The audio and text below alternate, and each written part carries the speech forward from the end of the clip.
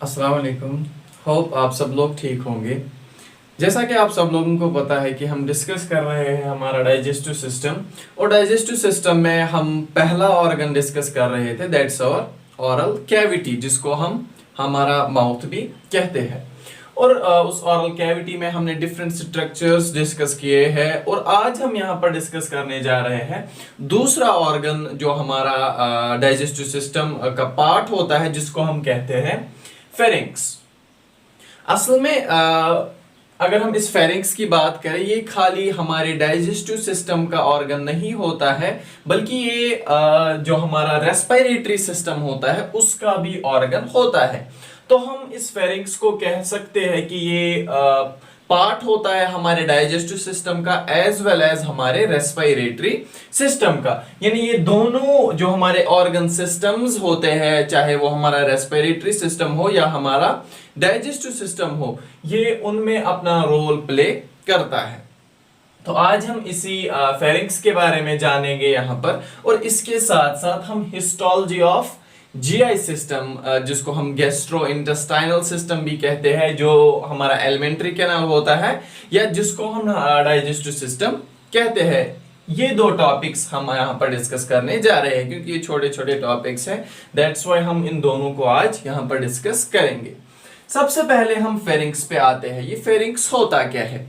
सबसे पहला पॉइंट जो मैंने बोला, ये दोनों सिस्टम्स का पार्ट होता है, चाहे हमारा डाइजेस्टिव सिस्टम हो या हमारा रेस्पिरेटरी सिस्टम हो।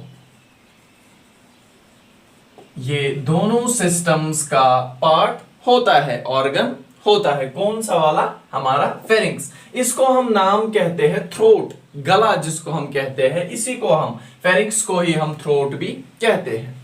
अब जो ये फेरिंक्स होता है हमारा, इसको 3 हिस्सों में डिवाइड किया गया है। 3 हिस्सों में हमारे फेरिंक्स को डिवाइड किया गया है। यहां पर आप डायग्राम में भी देख सकते हैं। सबसे पहला जो इस फेरिंक्स का पार्ट होता है, उसको हम कहते हैं नेजोफेरिंक्स।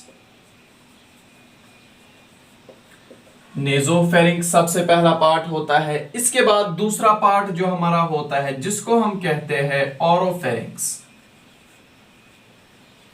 दूसरे पार्ट को हम कहते हैं ओरोफेरिंक्स। और फिर जो लास्ट वाला पार्ट होता है, उसको हम कहते हैं लेरिंजियोफेरिंक्स। लेरिंजियोफेरिंक्स। तो ये 3 पार्ट्स हमारे फेरिंक्स में पाए जाते हैं। यानी जो हमारा फेरिंक्स होता है, इसको 3 हिस्सों में डिवाइड किया गया है। सबसे ऊपर वाला, क्योंकि अभी हम देखेंगे इसको नाम क्यों पड़ा है नेजोफेरिंक्स, और इसको क्यों पड़ा है नाम, वो हम अभी देखेंगे। तो 3 हिस्से जो होते हैं, एक होता है नेजोफेरिंक्स, ओरोफेरिंक्स, लेरिंजियोफेरिंक्स। यहां पर आप डायग्राम में देख सकते हैं। ये अपर वाला पार्ट जो होता है हमारा, इसी को हम कहते हैं नेजोफेरिंक्स, और जो मिडल पार्ट होता है, इसको हम कहते हैं ओरोफेरिंक्स, और जो ये निचला वाला पार्ट होता है, इसको हम कहते हैं लेरिंजियोफेरिंक्स। बिफोर कि हम इन 3 पार्ट्स के बारे में डिस्कस करें, सबसे पहले हम देखते हैं जो हमारा ये फेरिंक्स होता है। एक ये तो मस्क्यूलर ट्यूब होता है, मस्क्यूलर ट्यूब होता है, मस्क्यूलर ट्यूब, और इसकी लेंथ जो होती है वो होती है तकरीबन 13 सेंटीमीटर। इसकी लेंथ होती है 13 सेंटीमीटर। और जो इसका अपर पार्ट होता है, जिसको हम क्या कहते हैं, नेजोफेरिंक्स, ये वाइड होता है। ये वाला पार्ट इसका वाइड होता है, वाइल जो इसकी बेस होती है, या जिसको हम कहते हैं जो निचला वाला पार्ट होता है, जिसको हम क्या कहते हैं, लेरिंजियोफेरिंक्स, ये थोड़ा सा नैरो होता है as compare to the नेजोफेरिंक्स।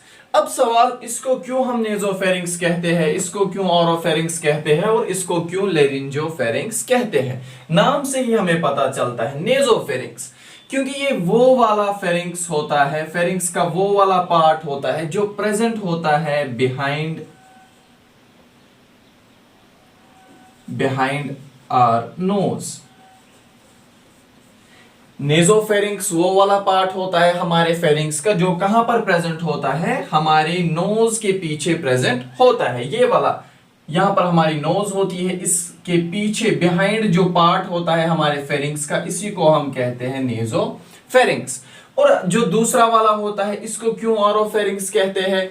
ऑरल cavity हमने पढ़ी है जिसको हम माउथ भी कहते हैं। जो बीच वाला पार्ट होता है, मिडल पोर्शन हमारे फेरिंक्स का होता है, इसको हम ऑरोफेरिंक्स इसलिए कहते हैं क्योंकि it's located behind our oral cavity. यहां पर हमारा माउथ होता है या हम कहते हैं ऑरल कैविटी होती है और इसके पीछे हमारा ये फेरिंक्स का पोर्शन होता है, दैट्स व्हाई इसको हम कहते हैं ऑरोफेरिंक्स, यानी ये बिहाइंड आवर माउथ प्रेजेंट होता है। इसके बाद जो लेरिंजोफेरिंक्स तीसरा पार्ट होता है, इसको क्यों लेरिंजोफेरिंक्स कहते हैं? क्योंकि यहां पर आपको पता है हमारा लेरिंक्स होता है, यहां पर हमारा लेरिंक्स होता है जिसको हम एक और नाम क्या कहते हैं? Voice box. वॉइस बॉक्स भी हम लेरिंक्स को कहते हैं। लेरिंक्स असल में हमारा रेस्पिरेटरी सिस्टम होता है उसका ऑर्गन होता है, और जो वाला पार्ट हमारे फेरिंक्स का लोकेट होता है बिहाइंड द लेरिंक्स, यहां पर जो वाला पार्ट होता है हमारे ऑरोफेरिंक्स का, इसी को हम नाम देते हैं लेरिंजोफेरिंक्स। तो हम ये भी हमारे फेरिंक्स की डेफिनेशन कहते हैं, ये एक मस्क्यूलर ट्यूब होता है जिसकी लेंथ कितनी होती है? 13 सेंटीमीटर, और ये लोकेट होता है behind our nose, mouth and larynx. इसको हम कहते हैं फेरिंक्स या थ्रोट भी हम कहते हैं।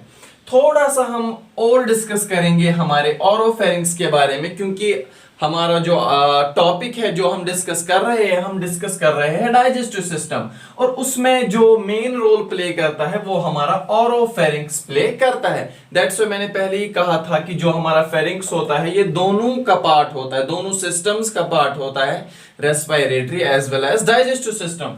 और जो ऑरोफेरिंक्स होता है ये प्ले करता है पार्ट हमारा डाइजेस्टिव सिस्टम में, और जो ये वाला नेजोफेरिंक्स और लेरिंजोफेरिंक्स ये पार्ट प्ले करता है हमारे रेस्पिरेटरी सिस्टम का। एक और पॉइंट इस फेरिंक्स के बारे में कहा जाता है कि ये पाथ होता है, या हम कह सकते हैं ये वे होती है, पाथ या वे होती है for both air as well as food. क्योंकि ऑरल कैविटी से क्या अंदर जाता है? फूड जाता है, वो किस में पहुंचेगा? हमारे फेरिंक्स में पहुंचेगा। इसके साथ साथ हमारे नोज या माउथ के थ्रू हम इनहेल करते हैं गैसेस, एयर को हम इनहेल करते हैं, वो भी कहां पहुंचती है? अल्टीमेटली हमारे फेरिंक्स में पहुंचती है। तो दैट्स व्हाई हम कहते हैं फेरिंक्स पाथ या वे होती है for both air as well as food. और जो ये ऑरोफेरिंक्स होता है हमारे फेरिंक्स का, यानी जो मिडल पार्ट होता है हमारे फेरिंक्स का, इसकी एक और फंक्शन होती है, ये हमें डिग्लिटेशन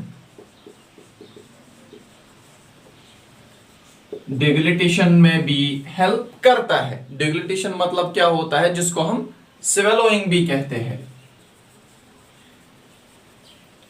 स्वेलोइंग भी कहते हैं। ये उसमें भी हमें मदद करता है। जब हम इंशाल्लाह पढ़ेंगे डिग्लिटेशन, हमें अलग से एक टॉपिक पढ़ना है, जब हम देखेंगे उसमें डिफरेंट फेजेस होते हैं, और एक फेज उसमें होता है दैट्स आवर फेरिंजियल फेज। जब हम वो वाला पढ़ेंगे तब आपको अच्छे से इंशाल्लाह समझ में आएगा। फिलहाल आप इतना याद रखिए, ये ऑरोफेरिंक्स जो होता है ये किस में हेल्प करता है? हमारे डिग्लिटेशन में भी हेल्प करता है। इसके साथ साथ इस ऑरोफेरिंक्स में कुछ टेस्ट बड्स भी पाए जाते हैं, तो ये हमें टेस्ट डिटेक्शन में भी हेल्प करता है। अब आप बोलोगे कैसे? इसमें हमने तो पढ़ा है मोस्टली टंग में टेस्ट बड्स प्रेजेंट होते हैं, बट मैं कह रहा हूं कि ऑरोफेरिंक्स में भी टेस्ट बड्स होते हैं। अब आप कहोगे कैसे प्रेजेंट होते हैं? आपने देखा होगा जब कभी कभार हम क्या करते हैं, स्पाइसी फूड ज्यादा खाते हैं या जिसमें पेपर ज्यादा होता है, हमारा गला जो होता है उसमें थोड़ी सी जलन हमें लगती है, गले में थोड़ी सी जलन लगती है। वो कैसे लगती है, क्यों लगती है? Because of these taste buds जो कहां पर प्रेजेंट होते हैं? हमारे ऑरोफेरिंक्स में प्रेजेंट होते हैं। ये तो थोड़ा सा ब्रीफ डिस्कशन था हमारे फेरिंक्स के बारे में, इसके बारे में हमें ज्यादा नहीं पढ़ना है। और सवाल लेरिंजोफेरिंक्स और नेजोफेरिंक्स ये हम इंशाल्लाह अच्छे से पढ़ेंगे जब हमारा रेस्पिरेटरी सिस्टम जब आएगा, जब हम उसकी एनाटॉमी पढ़ेंगे, वहां पर हम इनको थोड़ा सा ब्रीफली और ज्यादा डिस्कस करेंगे। फिलहाल आपके लिए इतना ठीक रहेगा अबाउट फेरिंग्स, और जिसमें हमने मोस्टली डिस्कस किया ओरोफेरिंग्स के बारे में। अब हम आते हैं हमारी histology of gastrointestinal system. Now अब हम यहां पर देखते हैं हिस्टोलॉजी ऑफ जीआई सिस्टम, यानी जो हमारा एलिमेंट्री कैनाल होता है वहां उसकी हिस्टोलॉजी क्या होती है। हिस्टोलॉजी का मतलब क्या होता है, स्ट्रक्चर ऑफ टिश्यूज, या हम कह सकते हैं अरेंजमेंट ऑफ टिश्यूज, जो हमारा एलिमेंट्री कैनाल होता है। क्योंकि जब हमने डाइजेस्टिव सिस्टम स्टार्ट किया था तो वहां पर हमने क्या देखा था कि जो हमारा डाइजेस्टिव सिस्टम होता है वो क्या होता है, एक ट्यूब होता है जिसकी विड्थ कहीं कहीं पे ज्यादा होती है और कहीं कहीं पे कम होती है। फॉर एग्जांपल हमारा स्टोमक, वहां पर इसकी विड्थ बहुत ज्यादा होती है, एंड जो हमारे स्मॉल इंटेस्टाइन्स होते हैं वहां पर इसकी विड्थ बहुत कम होती है। तो मान लीजिए ये हमारा डाइजेस्टिव सिस्टम का जो स्ट्रक्चर है, ये ट्यूब जो होता है, हमने ट्यूब को ऐसे कट किया है, तो अब हम इसको देख रहे हैं, ट्यूब को हम ऐसे देख रहे हैं, यानी हमें इसमें देखना क्या है, अरेंजमेंट ऑफ टिश्यूज। हिस्टोलॉजी में हमें देखने हैं यानी कौन कौन से टिश्यूज हमारे जीआई सिस्टम या एलिमेंट्री कैनाल में होते हैं। सबसे पहले जो होता है हमारा डाइजेस्टिव सिस्टम, इसमें 4 लेयर्स प्रेजेंट होती है। कितनी लेयर्स, 4 लेयर्स। हमारे डाइजेस्टिव सिस्टम में 4 लेयर्स प्रेजेंट होती है। सबसे बाहर वाली एक्सटर्नल लेयर जो होती है उसको हम कहते हैं सेरोसा। एक्सटर्नल लेयर को हम क्या कहते हैं, सेरोसा। जो सेरोसा होती है ये बनी हुई होती है एपिथेलियल टिश्यू। हमें पता है एपिथेलियल टिश्यू का जो होता है उसकी फंक्शन क्या होती है, ये कवरिंग एक्ट करती है। जैसे हमारे स्किन होती है, स्किन भी एपिथेलियल टिश्यू की बनी होती है। हमने वहां पे देखा भी था जो हमारा एपिथेलियल टिश्यू होता है उसकी मेन फंक्शन होती है वो लाइनिंग्स में प्रेजेंट होती है। दैट्स व्हाई जो हमारा सेरोसा होता है, जो कि बाहर वाली लेयर होती है हमारे जीआई सिस्टम की, वो बनी हुई होती है एपिथेलियल टिश्यू। यहां पर आप एक और पॉइंट भी याद रख सकते हो, जो एपिथेलियल टिश्यू होता है, अगर एपिथेलियल टिश्यू हमारे विसरल ऑर्गन्स में पाया जाता हो, यानी वो वाला एपिथेलियल टिश्यू जो हमारे विसरल ऑर्गन्स में प्रेजेंट होता है, उसको हम एक स्पेशल नाम देते हैं, दैट्स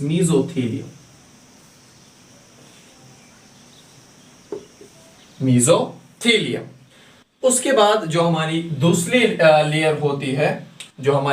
लेयर होती है, हमारे एलिमेंट्री कैनाल की, उसको हम कहते हैं मस्क्यूलर। ये बाहर वाली जो थी उसको हम कहते हैं सेरोसा। अब जो दूसरी वाली लेयर होती है उसको हम कहते हैं मस्क्यूलर लेयर,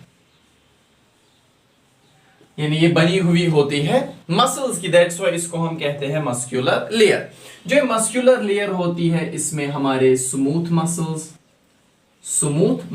पाए जाते हैं। स्मूथ मसल्स की फंक्शन आपको पता ही होगा, दीज मसल्स आर इनवॉलंटरी, यानी ये हमारे कंट्रोल में नहीं होती है, बट ये किसके कंट्रोल में होती है, हमारे सेंट्रल नर्वस सिस्टम के कंट्रोल में होती है, यानी ये हमारे विल तक नहीं होती है हम इसको कंट्रोल करें।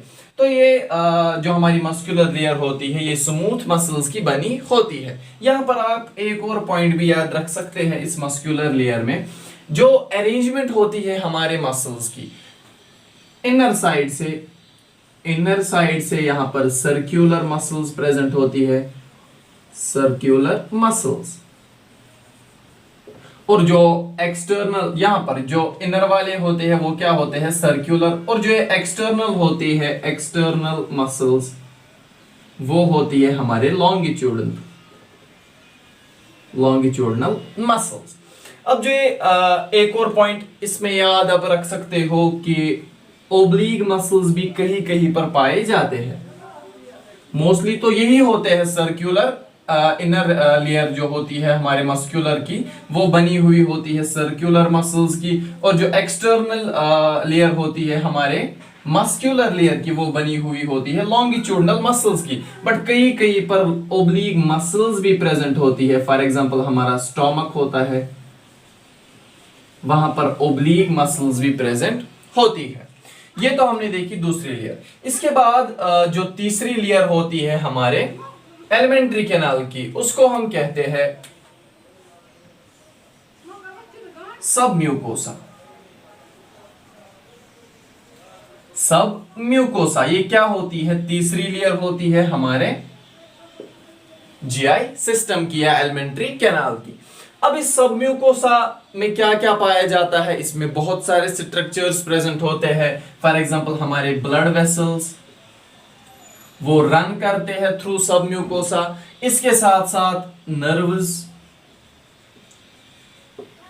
नर्व्स जो होती है यानी न्यूरॉन्स जो होती है, कलेक्शन ऑफ न्यूरॉन्स को हम नर्व्स कहते हैं, वो भी रन करती है थ्रू सब म्यूकोसा। इसके साथ साथ हमारे लिम्फ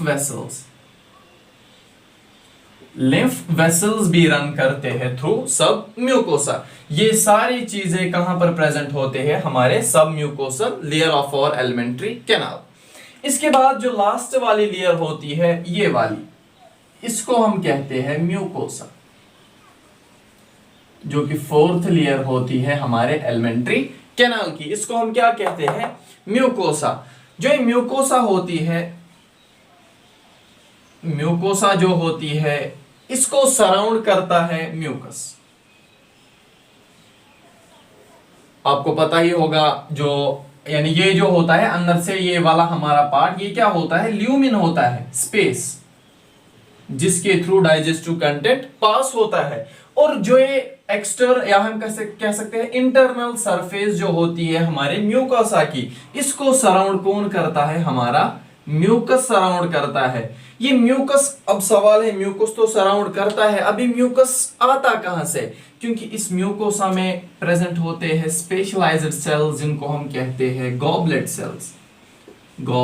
सेल्स। वही सिक्रिएट कराते हैं इस म्यूकस को। इस म्यूकस की बहुत सारी फंक्शंस है, जैसे ल्यूब्रिकेशन प्रोवाइड करता है, इसके साथ साथ डिफेंसिव मैकेनिज्म भी इस म्यूकस का होता है, क्योंकि ये ट्रैप करता है जो भी पैथोजन या फॉरेन ऑब्जेक्ट हमारे बॉडी में चला जाता है, ये उसकी ट्रैपिंग में मदद करता है। इसके साथ साथ ये क्या करता है? ल्यूब्रिकेशन प्रोवाइड करता है हमारे डाइजेस्टिव कंटेंट को। इसके साथ साथ जो ये म्यूकोसा है इसकी मॉडिफिकेशन होती है बहुत सी जगहों पर। मॉडिफिकेशंस इसमें हमारे जीआई सिस्टम में जो डिफरेंट पार्ट्स होते हैं वहां पर इस म्यूकोसा की मॉडिफिकेशन हुई है, क्योंकि हमारे जो डिफरेंट ऑर्गन्स है इसीलिए डिफरेंट ऑर्गन्स पाए जाते हैं, क्योंकि उनकी अलग अलग फंक्शन होती है। तो जो ये म्यूकोसा होती है इसकी कौन कौन सी मॉडिफिकेशन होती है? फॉर एग्जांपल जो हमारा स्टोमक होता है वहां पर म्यूकोसा की मॉडिफिकेशन हुई है, क्योंकि वहां पर क्या प्रेजेंट होते हैं? र्यूगे प्रेजेंट होते हैं। वो क्या होते हैं? वो होते हैं फोल्ड्स जो हमारे स्टोमक में पाए जाते हैं, जिनको हम क्या कहते हैं? र्यूगे। वो किसकी मॉडिफिकेशन है? हमारी म्यूकोसा लेयर की मॉडिफिकेशन स्टोमक में हुई है, जिसको हम कहते हैं र्यूगे। वो क्यों होते हैं? To increase the surface area, number 1। इसके साथ साथ हमारे स्मॉल इंटेस्टाइन्स है,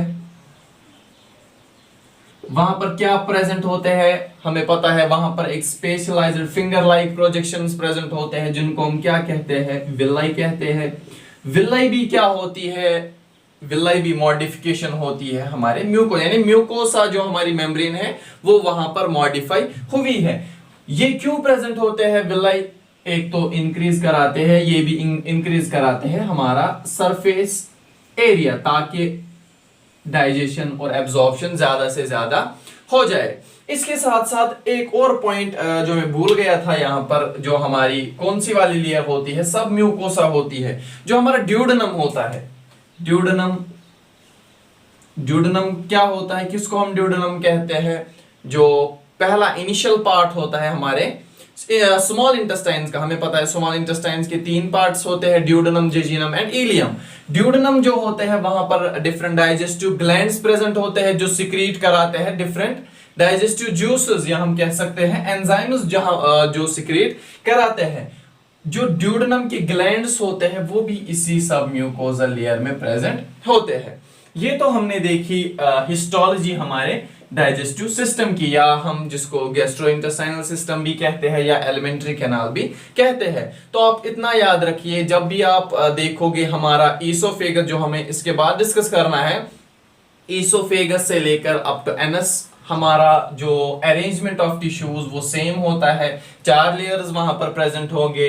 सबसे पहला सेरोसा, उसके बाद कौन सी लेयर होती है दूसरी वाली, सेरोसा के बाद मस्कुलर लेयर होती है दूसरी लेयर, और उसके बाद सब म्यूकोजल लेयर एंड फिर म्यूकोजा प्रेजेंट होती है। ये सारी अरेंजमेंट सेम होती है। अब कई कई पर डिफरेंस होती है। फॉर एग्जांपल यहाँ पर हमने देखा जो स्टोमक होता है वहां पर ओब्लिक मसल्स प्रेजेंट होती है, वाइल बाकी जगहों पर सर्कुलर एंड लॉन्गिट्यूडनल अरेंजमेंट हमारे मसल्स की होती है।